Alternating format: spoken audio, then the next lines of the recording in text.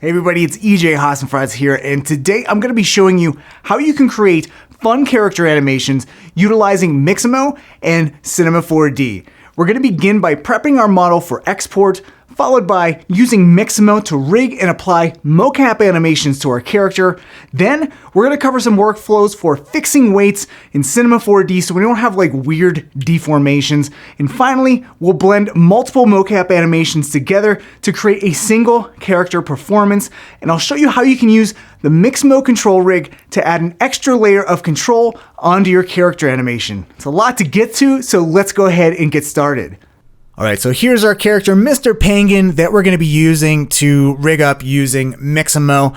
And there's a few important things to keep in mind when prepping your character for being rigged by Mixamo. Okay, first off, very important, Mixamo only supports bipeds. You can rig bipeds. It does not support quadrupeds. So sorry, no Mr. Horsies, no Mr. Spider or anything like that.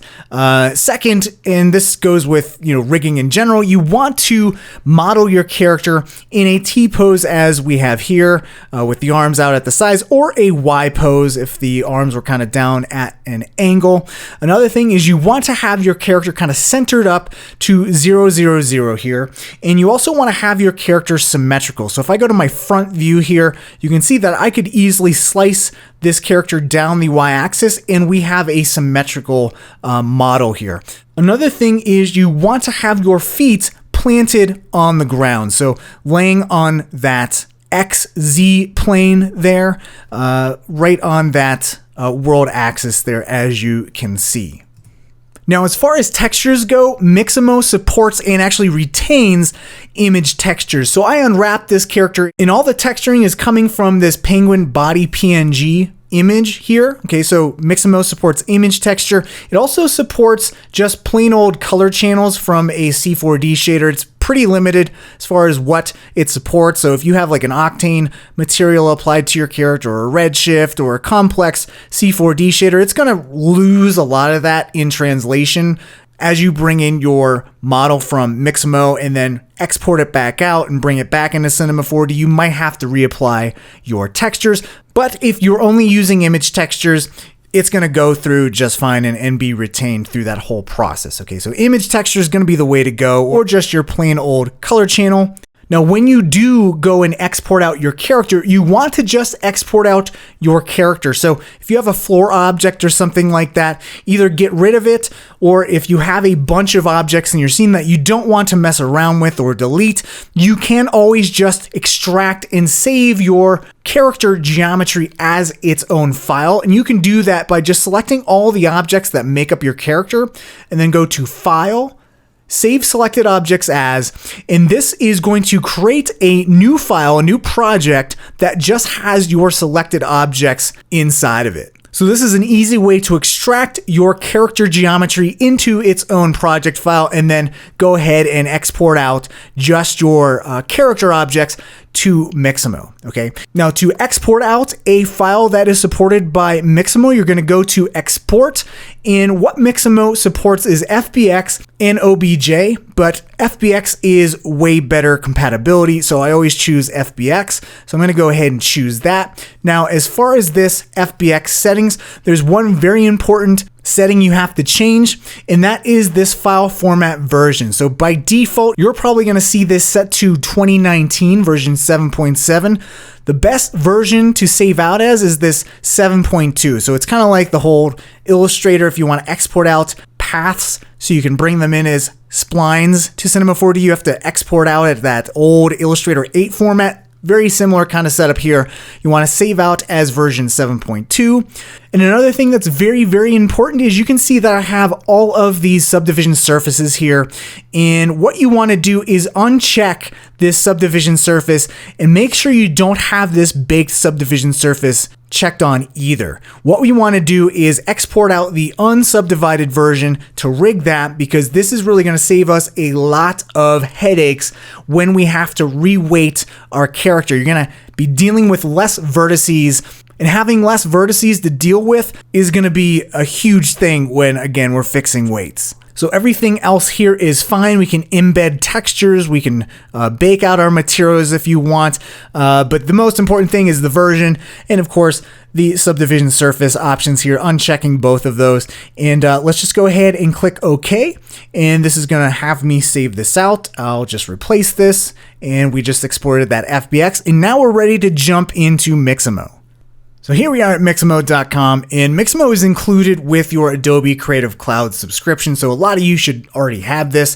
Now, you can do one of two things with Mixamo. You can either upload your own character and apply mocap animation to it, or you can choose from their character library and get all types of sometimes cool, sometimes weird characters here, like Fat Elvis. Why not? Why not have a Fat Elvis in your future MoGraph animation? So we don't need to have Fat Elvis here. We are just interested in uploading our own character and using a bunch of these mocap animations from the Mixamo mocap library. So what we can do to upload our character, our little Mr. Penguin, is just going to this upload character button, and here it's going to say, okay, select your file, and you can see that the formats that are supported here. And if you forget on how to prepare your model, you weren't paying attention to me in the last 5 minutes, you can read a little bit more here. But let's go ahead and select our character file. And that's that Penguin Mixamo 2 FBX. We're going to click open, and it's going to then begin uploading and processing our character. And boom, here we go. We're dumped into this auto rigger window, and you're going to see we have a pretty low poly penguin. And remember, that's because we didn't export out our character with the subdivision surfaces. Okay, so this means that it's going to rig up our character, and it's going to apply weighting and stuff to our lower poly object. So again, this is crucial for having a better and simpler weighting workflow. So it's all fine that we see this very chunky, like Final Fantasy VII old school kind of looking character here. But basically this window just says, you know, for best results, have your character in T-pose, have your fingers spread apart. Our character doesn't have any fingers, but we do have this character in our T-pose, so we're all good to go. We don't need to adjust anything here. So let's just go ahead and click next.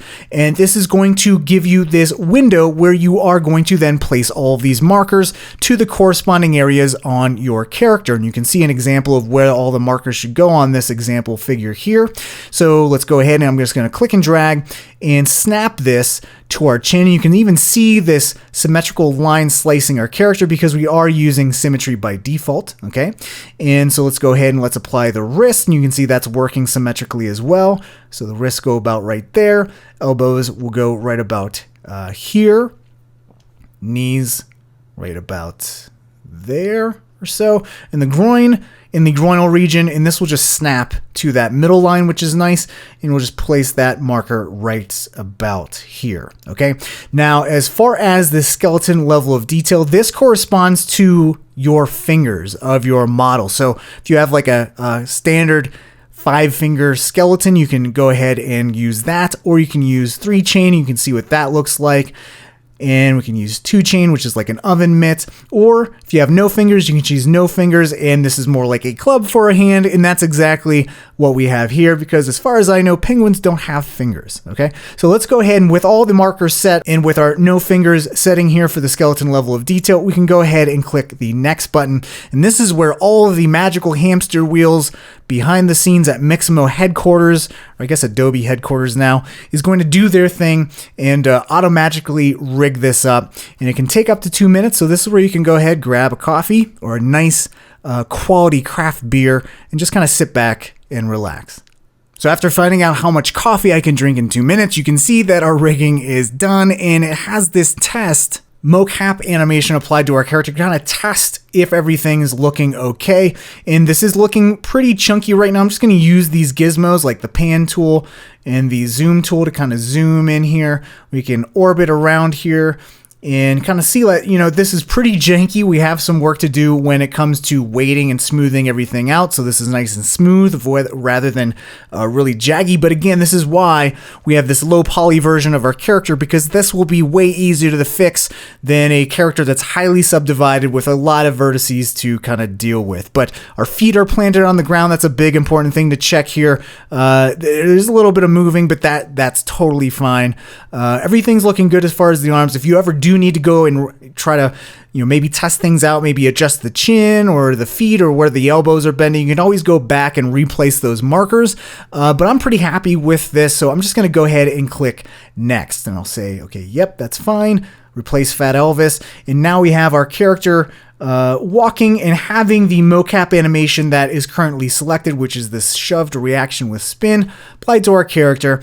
And this is where we can get really have a lot of fun. If you ever have a very slow day with a lot of time on your hands, urge you to go and just type in dance, and you could lose a good half a day.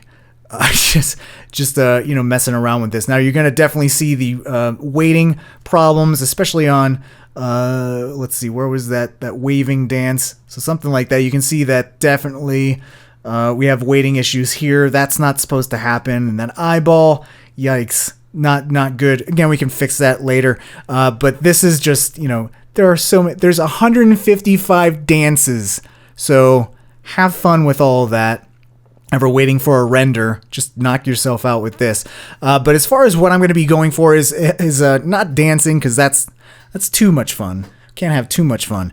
What we're going to do is just kind of have a few different, like maybe a penguin walk, maybe like a spin, and then having our penguin wave. So what we can do is let's look up, and I know exactly what kind of walk is going to look good for a penguin walk. Unfortunately, there's no like penguin walk mocap animation here, but the closest thing I found to it was old man walk. And if I type that in, you can see there's an old man walk. And if I apply that to my character, you can see that, okay, that kind of looks like a penguin walk. But one thing we can do is adjust the stride, and every mocap animation has these little slider settings that you can adjust. So for the hands, for example, like, do you want to have the hands really up close to the face, or do you want them hanging down like that, which is probably what we want. The stride, we can kind of shorten the stride so it's more like a little waddle, and then you can have like the overdrive, and it can go really, really fast. But maybe we'll just have something like this, like a fast little waddle.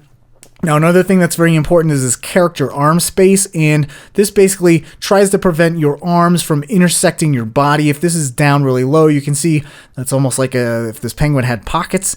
The arms are in the pockets, but we just want to adjust this so we're not having any of that arm torso intersection. So something like that is looking pretty good. And then we can adjust the amount of total frames. So I can really spread this out, and we can have a total of 37 frames here. But don't worry, it's not a very far distance that we can have our penguin waddle, but we can go ahead and loop that in Cinema 4D. Right now, we're just interested in which movements, which mocap animations do we want to then, create a nice sequence of an animation. So what I'm going to do is I like this. I like the settings here. I'm going to go ahead and download that.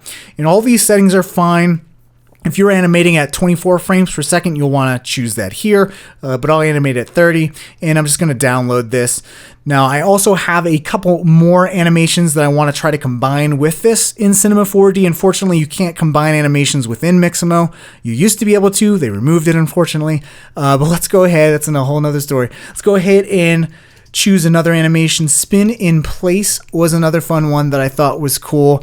The spin in place, where we have the spin, and then he gets kind of dizzy. I thought that's kind of fun. What we can do is maybe slow that down by lowering the overdrive, so it's a little slower. Again, we have the character arm space to make sure there's no intersecting of the arms and the torso. I think that looks about good. And as far as the total amount of frames, I think that looks pretty nice. You can always adjust this if you want. But again, you're basically trimming your animation, so it doesn't even complete that like head holding thing. So what I'm going to do is just hit reset, and this is fine. Let's go ahead and download this. Okay, that's going to go to my download folder. Then I have one last one where we're just going to have the character waddle and then spin, and then let's have it wave. So let's go ahead and just search for waving. And let's see, we have waving gesture, something like that. Let's do maybe something like this.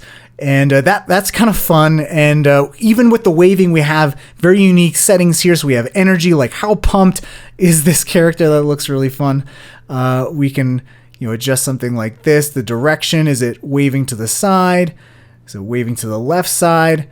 Really fun. We can do the character arm space here as well. Kind of spread that out. and kind of see what other type of waves we have in here. I think that's going to be the best one. Let's see if this one's any good.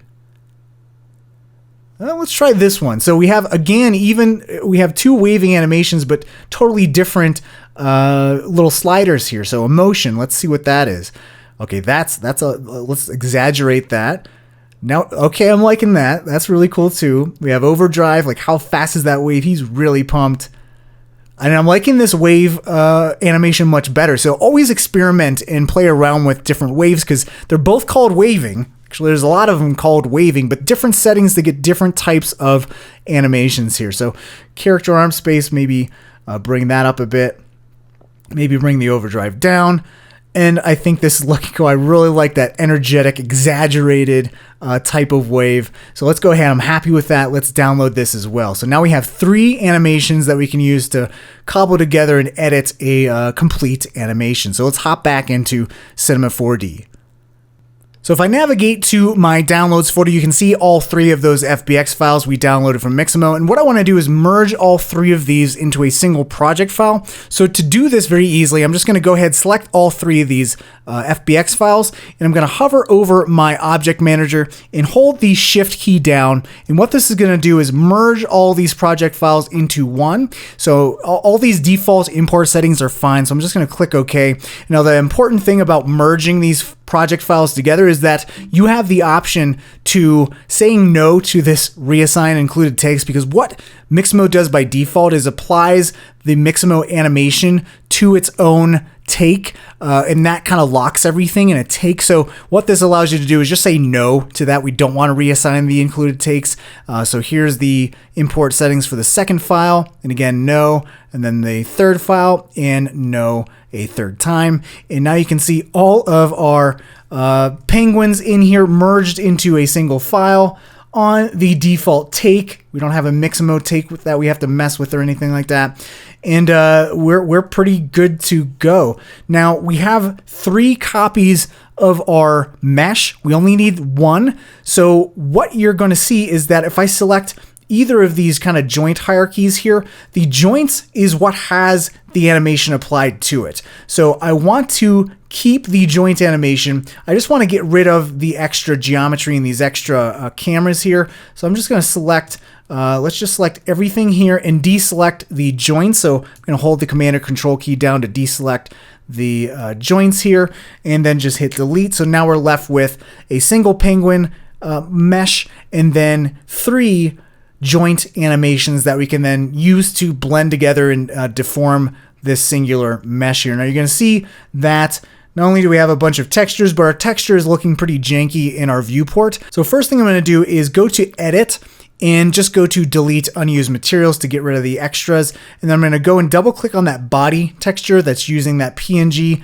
image, and then go to Viewport and then just up the texture preview size to say 4K. That's about the resolution of my character. And you can see now everything is, the texture is nice and crisp. And you can see my character is pretty janky still. So what I can do is twirl down all these pieces of geometry here, pull them out of their nulls and just delete those nulls.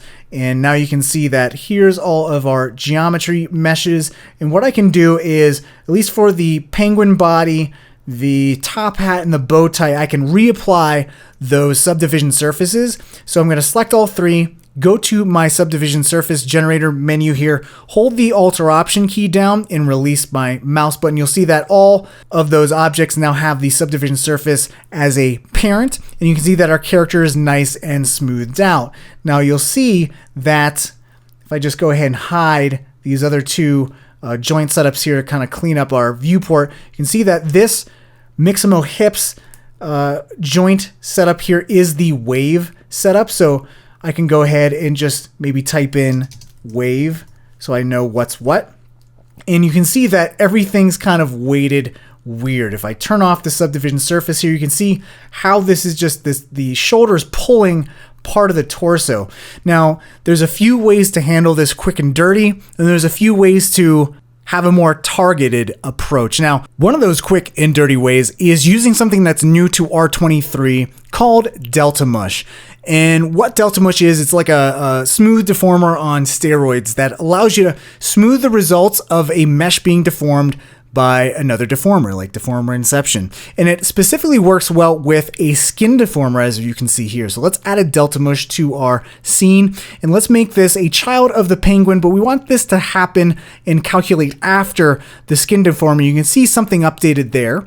And if we just kind of scrub through our timeline here, you can see that that actually helped out a lot. Now, when this bends down, when this arm bends down, this is looking not so good. So we still have some weighting issues. You can see that the eye is being deformed a little bit. So this is helping a little bit. You can see the before and after. Definitely here it's helping out a lot, but it's not going to solve all of our issues, okay? So let's just go over some of the settings for the Delta Mush. So we have the overall strength here. We have iterations, which is like how much is this applying the effect.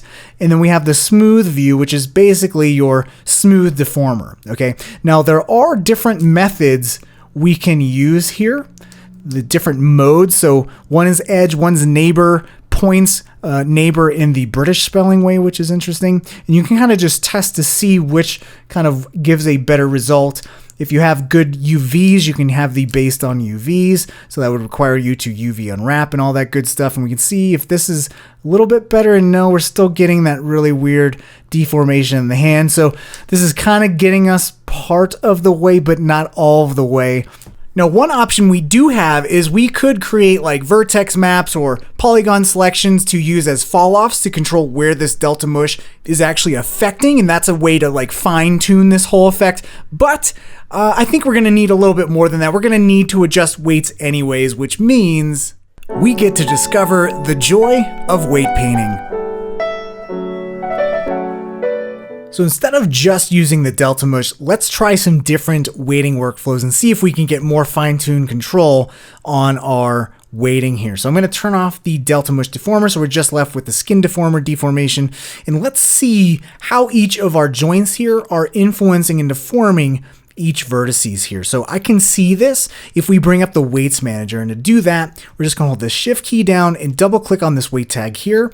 There's our weight manager with all of the joints that are deforming our mesh here. If I just move this penguin off to the side, you can see each bone, each joint has a different color that corresponds with each color chip here. Now, if I hover over, you can see these different influence percentages here, but we're not actually seeing that color coded wise on our mesh. And that's because we have our subdivision surface on. If we turn off the subdivision surface, we can actually see, okay, now I can see like, okay, here's the hips joint. If I select the hips joint right there, you can actually see all of the vertices that are being influenced and deforming along with and moving with the hips joint right here. If I zoom in, you can see that even these bones are orange. And if I move and scrub this in the timeline, you can see all that rotation there, that slight rotation, and all of these vertices are kind of following along with it. Now, if I go over here, you can see why these vertices are bending so sharply is because if we hover over here, we can really diagnose what's going on. You can see that this vertices right here, it has 100% influence of the hips. And if I go to the vertices right next to it, we're shifting from 100% influence of hips directly to 100% influence of another joint. And that's why we have this sharp deformation, is there's no gradual blending between the two joints. Compare this to if we go to the leg here, and if I select, say, the left leg and hold the shift key down and select all of these joints here, you can see that we should have this cool blending from yellow to the teal here, and that's exactly what you see. And if we scrub through here, that's why we're getting this nice smooth deformation, nice smooth bending of the leg. So what we need is more of a smooth bending between these vertices here to smooth out the hips. Now, if I go down here, you can actually see there's a right up leg joint affecting my left leg. So the auto weighting from Mixamo didn't do such a great job here. So what we can do is we can try a couple things. We can first try a different auto weight algorithm not from Mixamo, because obviously the Mixamo algorithm didn't work too well. We can use the Cinema 4D algorithms, and we can do that by going to the auto weight tab over here. And what we can do is go ahead and select this weight tag here so we can see all of the joints and go back to auto weight. So what we can do is try the Cinema 4D modes and see if we can get better auto weight results. So volumetric is a newer mode that was added to Cinema 4D, and it kind of uses volumes and kind of, it's like you are filling up your volume of your object with water, and it's trying to calculate joints that way. So let's try this, and I'll hit calculate, and you can see that this is a little bit better. If I go down to my feet, you can see that we no longer have that right leg influencing here, so this is a little bit better. And maybe this is a better starting point than from the Mixamo auto weighting, so I think we'll keep with that. Now we're still having that sharp deformation here if I scrub through there, and what you would say is like, okay, well, we just need to smooth the influence, like the smooth influences of the leg joints are smoothing together. We just need to do that for the rest of our joints.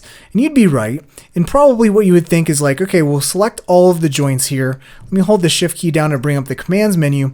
And here we can use different modes to add or subtract influences or blur, smooth influences of joints together. And what you'd think is like, okay, well, I'll choose smooth, and I'm just going to hit apply all. I'll hit apply all a couple times, and you'll see that we just smoothed out a lot of the weights there, and we get this nice gradation of all of the influences. And if we kind of scrub through here, you can see that, okay, this is smooth over here, but we're getting, it's almost looked like when this arm's up, this character's looking bloated. And if we go ahead and dive back into our weight manager here, select this weight tag and kind of hover over, you can see all of these joint influences on each of these vertices. Like we have the left leg and the right arm and the left arm influencing this vertice on the right side. If we go to this tip with a flipper over here, you can see that we're getting the spine joints, which are right here, influencing this tip of the flipper. So smoothing out everything too much means that you're blurring influences of joints on maybe even the right side of your mesh to the left side. Okay, so you don't want to smooth things out too much. So I'm going to undo that by hitting Command Z and going back to that. Now, something I recommend is sometimes you can smooth things out too much and maybe you do other things and you run out of undos. It's always smart to go ahead and save your weights, and that way you can always load up those weights later if you ever need to go back to square one with your weight setup, okay? So smoothing everything didn't work. What we can do is actually have isolated smoothing on just certain joints. So if I select just this hips joint and bring the smooth percentage down, I can actually hit apply all. And what that will do is just smooth the hips there. You can see that we're kind of smoothing that out a little bit. And what we can do is maybe bring in the left shoulder in here as well and hit apply all and smooth these out as well. But you're seeing that we're smoothing up here too. And you know, if we're kind of smoothing out one side, we still have the other side to deal with, so maybe we can grab the hips here and grab the right shoulder and smooth this out. But the smoothing's only going so far. We're still having that issue where we're just smoothing the influence overall and everything's just looking kind of gummy and weird and distorted. And you can see this vertice right here is really getting pulled a lot by that right shoulder, and actually it's got influence of the left shoulder too. So this is not going to work either. So let's undo all that. And what we can do is actually strategically select different vertices and assign weights that way. So if I go to my edge mode here and let's select the hips. So the hip joints are right there. This loop of vertices should just be 100% assigned to the hips. So I'm going to double click to grab a loop selection, and then with that hips joint selected, I can actually paint the influence of that selected joint and just go to add and hit apply selected. And that will apply 100% influence of that hips joint to this loop selection of vertices. And you can see that if I go all the way around, you can see exactly that. Now, if I go to the tail, probably the tail needs to move along with the hips. So I can go grab a polygon selection, hit UL to get a loop selection, UF to grab a fill selection, hold the shift key down to add those polygons to the selection, and maybe grab these polygons here as well. So like this polygon, this one, this one, this one, this one, this one, and this one, and this one. So now if I go to apply selected, you'll see that all of those vertices connected to those polygons will get 100% influence of those hips, okay? Now, if we go and I click off of that weight tag and just scrub through, we can see what's going on, and you can see the tails moving along with the hips really well. And you can see that we're kind of fixing some things here. We still have that weird sharp deformation there, so we still have a little bit of work to do. So let's get back in here and let's go to our edge selection, and maybe we go to this loop selection here, grab our hips, and maybe just bring the add down to 10% and say apply selected. And then if we go up to, say, the spine, that is the joint right here, this green joint, and that corresponds with maybe this loop selection. We can say, okay, apply all there. We can maybe grab this loop selection, go to spine 1. You can see that's that joint right there. I can go all the way around. You can see that it's pretty weak on this spine influence back here, so I can hold the shift key down, double click to grab those edges there and just say, okay, apply selected a few times. And then maybe for the head, we can see what's going on. So there's spine 2, and you can see that we don't even have a continuation of this beak all the way to the back of the head. So let's grab a polygon selection. Let's loop select these polygons here.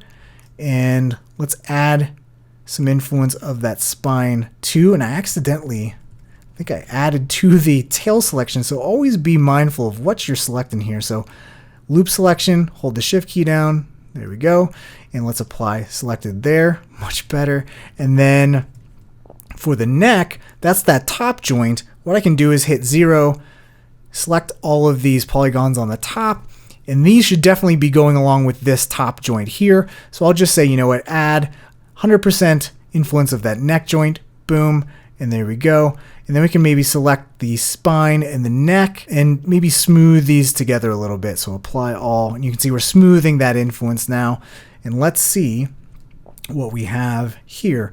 So you can still see that we're getting a lot of deformation of the torso kind of being pulled along with the arm. And, you know, this manual way of selecting loops and stuff is kind of a pain. If I just select the right shoulder and the right hand, you can actually see isolated all that blue right shoulder influence, and that's why the torso is getting pulled around with the arm. So instead of selecting individual vertices using polygon and loop selections, edge selections, what we can do is actually paint away and subtract the influence of this right shoulder, right arm, and right forearm, and right hand on the torso here, because you can see we have the right shoulder and even the left shoulder, you see that, influencing in this area. So let's select the left arm joints and the right arm joints. And what we can do is actually paint away the influences by double clicking, bringing up our weight tool here. And what that'll do is bring up this little paintbrush, and it's set to smooth. I can change this to subtract. And if I select the left shoulder through the right hand here, I can actually subtract the influence of all of these joints from the torso here, okay? And projections on and visible only is on, which is important. You don't want to accidentally adjust anything on the other side. And I can just like paint away the influence of these joints here, which is really easy to do here. You can see that. So I'm just removing the influence of those joints there. Now we have that right shoulder influence just limited to right up here. Now if I go to this side over here, you can see we have like left shoulder influence up here on the head and a little bit on the torso here and on the back, which is not great. So if, again, you could always hover over to see what exactly is being influenced and see like, okay, I think we solved that. That's looking okay. And now if we click off to get the deformation here, let me go back to my move tool.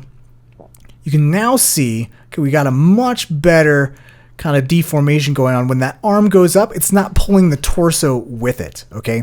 Now what we could do is maybe smooth out a little bit the joints here. So let's select the weights, and maybe we just smooth out the right shoulder a little bit here. So let's go to commands and apply all, and we'll smooth that out a little bit. Let's grab the left shoulder, do the same thing. You can see if I use this smooth, what that does. And actually I see a little bit of that shoulder right down here. So let's go double click again, go to the subtract.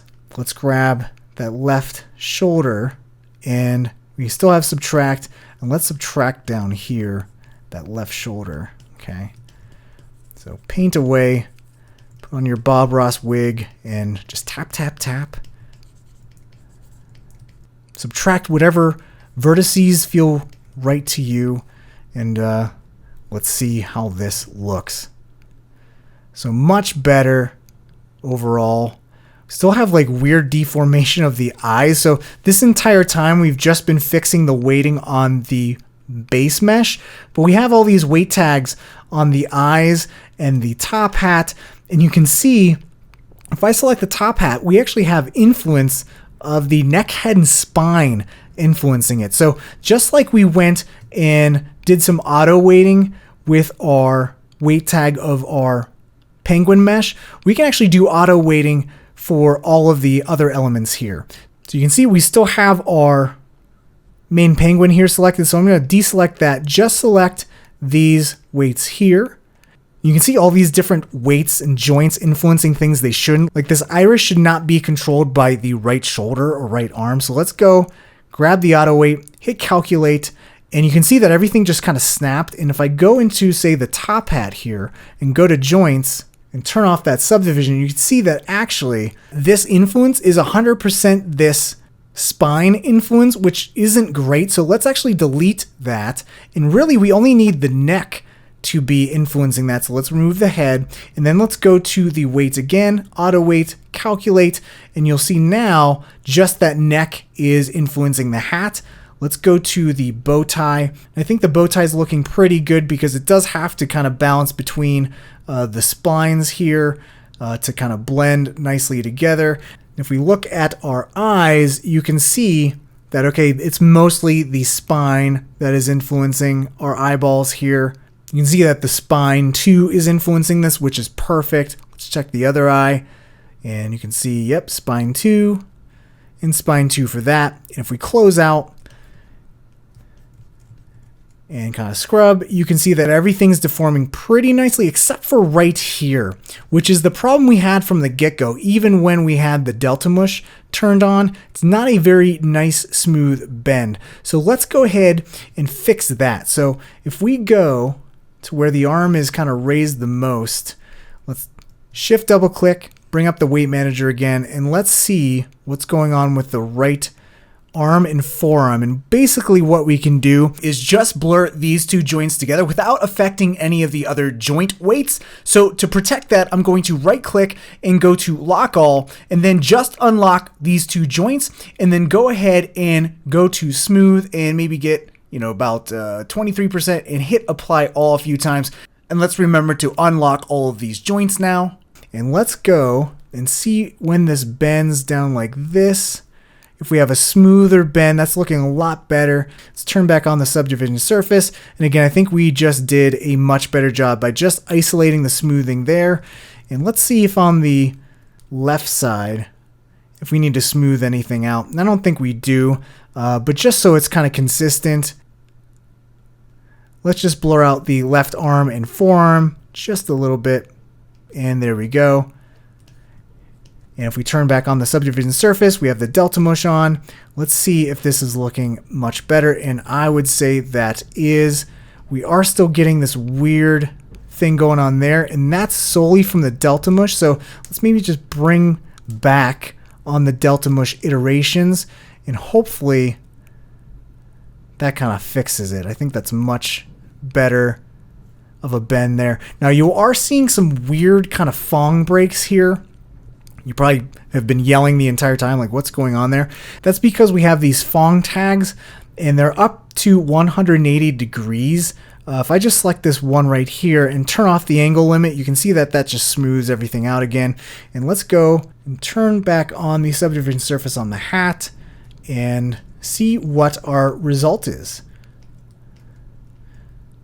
So we have no more of the torso kind of getting pulled up with the arm. Now I could do a little bit more work with the legs, but you kind of get the bunch of different workflows I showed you of how you can go ahead and fix weights by going in and smoothing out individual joints and blending them together versus using that sledgehammer approach of smoothing everything out. But this is looking pretty good. Let's move on to blending animations together to create our full character animation. Right, so if you remember, we have those other two animations we got from Mixamo, and what we want to do is blend them all together now that we have our character weighted very nicely. And the one way we can mix clips together, mix animations together, is using Cinema 4D's motion system in converting these joint animations into what's called motion clips, which is basically like footage that we can then edit together like we're working with footage in Premiere. So let's go ahead and convert this joint animation to a motion clip. So I'm just going to select that topmost joint that has all the keyframes on it and go to animate and then go to add motion clip. And I'm just going to rename this wave, and then everything else is fine. It's going to actually remove the included animation and bake this into a motion clip. So I'm going to hit OK. And then what that's going to do is add a motion tag on top of this object. And if I click on this open in timeline, you can see that basically we're dealing with animation pieces of footage almost. Like we can adjust the speed by just dragging this handle. We can have this have a really fast wave like that, which is really funny. But basically what we can do is start editing together different clips and maybe using crossfades to blend together these different animations we have here from Mixamo. So we have the one so far, and let's actually rename this layer to Penguin Animation. I can't really spell today. There we go. And what I'm going to do now is I baked the one joint animation to a motion clip. Let's do that for these others. So let's see what this actually is. I forgot what this is. I think this is the spin. So that's the spin animation. So let's select that, go to animate, add motion clip, rename this spin, and click OK. And you'll see that will load up in our little footage area here, or motion clip area here. And then I'm going to go to this other one, which has to be the old man walk. So let's go to animate, add motion clip. Let's do walk and then click OK, and that will show up down here as well. So now we have all these motion clips baked, and I actually don't even need these other joint setups anymore, so I can delete them because everything lives in this one motion tag applied to the original joint setup here. And what I can do now is act like I'm in Premiere and just start laying out some footage. So let's actually give ourselves a little bit more time here, so 300 frames. And what we can do now is say we want to start out with the walk, so we'll drag and drop the footage in here, the motion clip in here, and now you can see that instead of the wave, we're actually going to the walk. Okay, so what we can do is if we want to have this walk a little bit longer, we can loop this by control, click, and dragging this, and just dragging this out, and then just snapping this to right about there, and you can see now, well, we have this looping, but this snaps back to the original position. So what we need to do is offset this clip to be where this first clip ends up at. So to do that, we can't actually move this entire rig. We just need to move this clip. And how you can move clips around is using something called a pivot object. And if I click on this track and go to advanced, you can see here is this create pivot button. I'm going to click that, and you can see that it's going to add this little gizmo here, and if I move this around, I'm actually moving my character all around. Now all I need to do is move this forward on the Z. So to do that, I'm going to work in my object coordinates, so I can just move this straight along the Z. And if I move this a little forward, you can see these little skeleton, these little stick figure things. All I need to do is try to match these up. Okay, now it's a little hard to see with the purple, but let's see if this works. And nope, that doesn't match up. So let's just move this forward. Let's try to eyeball this, and you can see that this kind of snaps backwards, so we need to move this forward again. And as we're close on the toes, I'm seeing that we probably need to fix the weighting on the toes, but that's okay. Move this forward again. So now we should be getting closer. So a little bit of slippage there. Just move this slightly forward. And now we have something that looks pretty good. Another thing we can do is, just like you can cross-dissolve footage, we can cross-dissolve animations here as well. So we have like a nice blend into this as well. You can see how this is kind of still slipping. So let's grab this pivot slightly forward. And now that's looking pretty seamless, not a lot of slipping at all. So that's a way we can blend these animations together and offset them as well. So maybe we want this character to walk a little bit further before it starts waving, or we still have to put the spin in here as well. So I'll command click and drag, and maybe we'll have this smooth transition as well. And you can see that's just going to slide backwards because again, we need a pivot on this as well. So I'll create a new pivot here, and this is just going to control this walk. So I'll move this forward again. And you can see that we kind of got close. Let's move this just a little bit forward. And that we nailed it that time. Good job, us.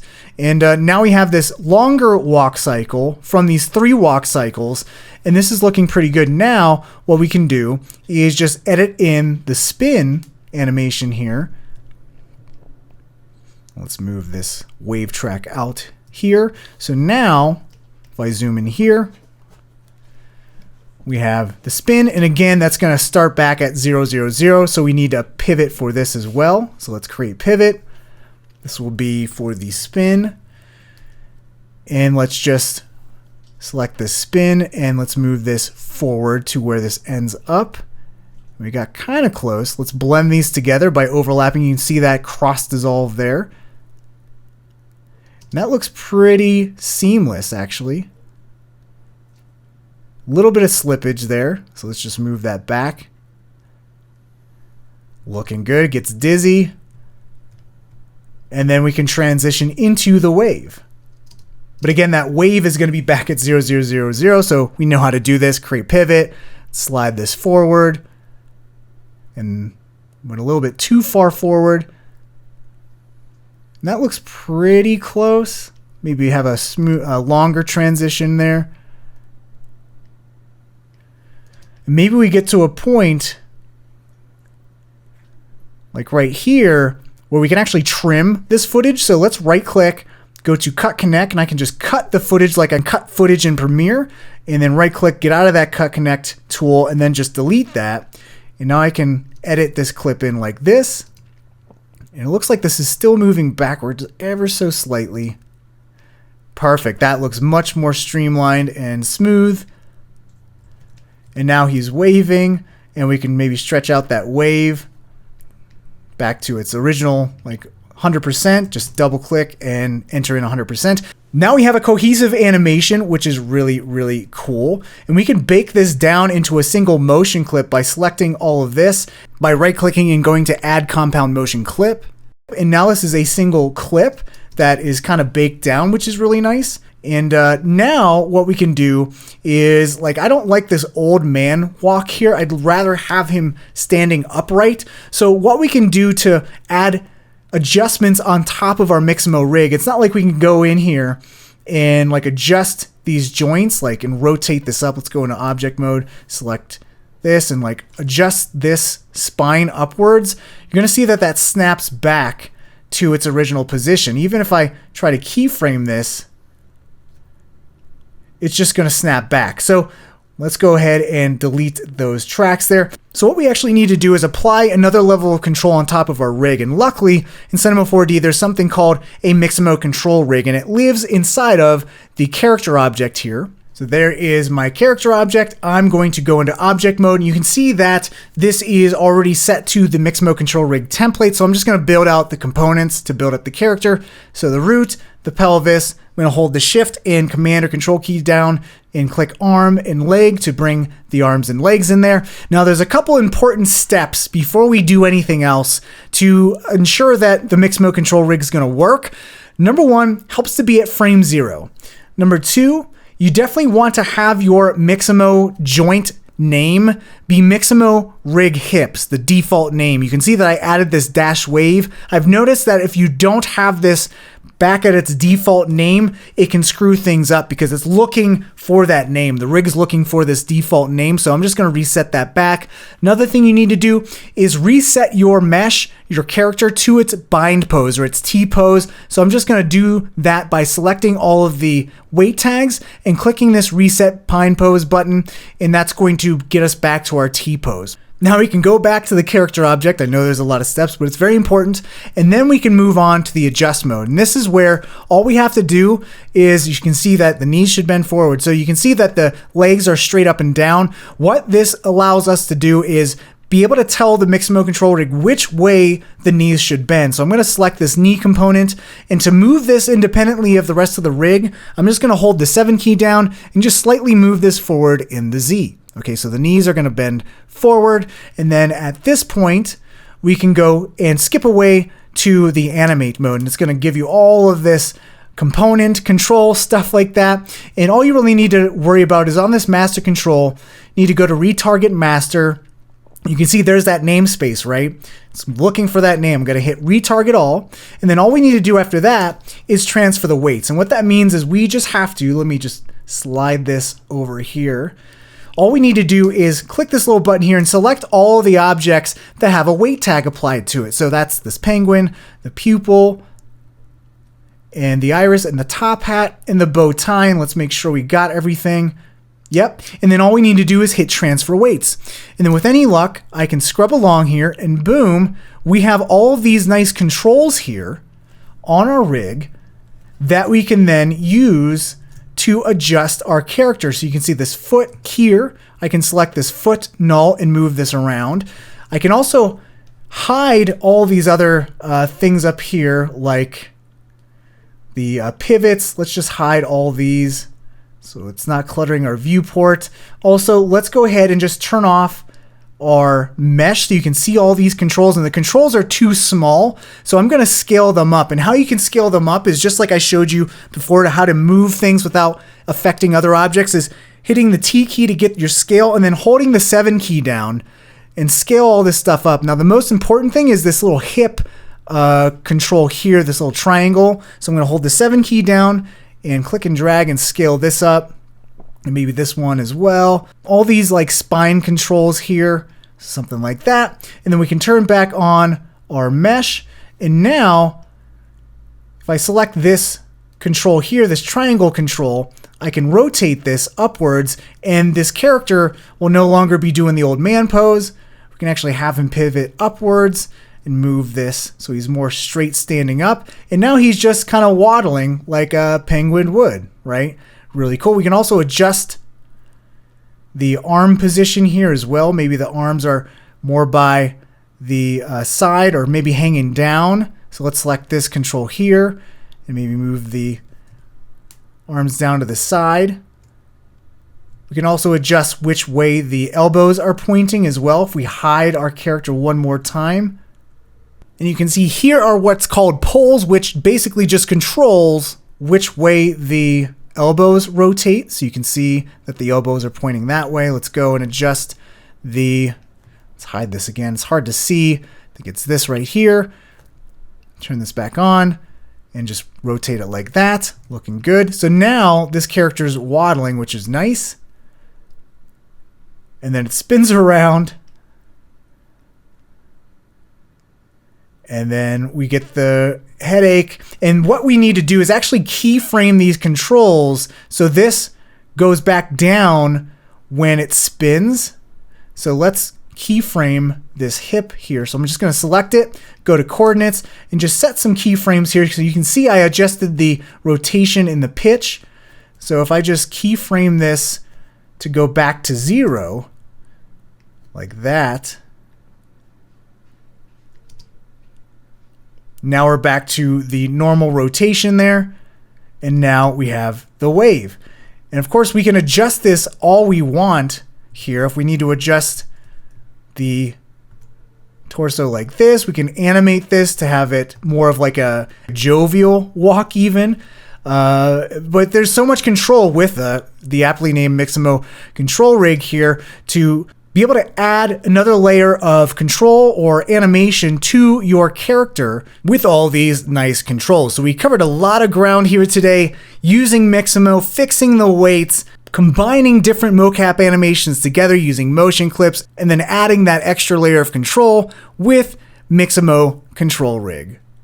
All right, now I hope you're inspired to go out and create your own character animations now. And if you want to take a crack at animating that penguin, I'm going to make that penguin character available for download for free at my website, iDesign.com. Just go on over to the resources tab to find it.